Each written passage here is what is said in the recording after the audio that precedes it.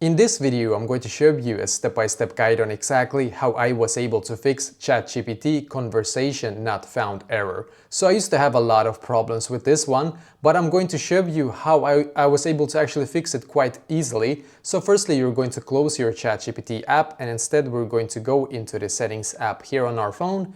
And in here I just scrolled down and then I clicked on general in here, as you can see. I scrolled down once again and I clicked on storage. And now we're just going to simply wait for all of the apps that we have on our phone to load in here. So we're just going to wait a couple of seconds. Now when it's done, swipe up, click on search here. Search for ChatGPT and click on the app. Click then on upload app. And once again, upload app. Just going to wait. Then click on reinstall app here, as you can see.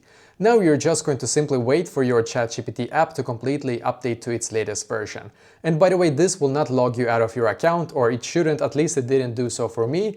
It only is going to update the app to its absolute most up-to-date version, if that makes sense. So now when it's done, you can go back into the app and try once again, and hopefully now it's going to be fixed for you as well.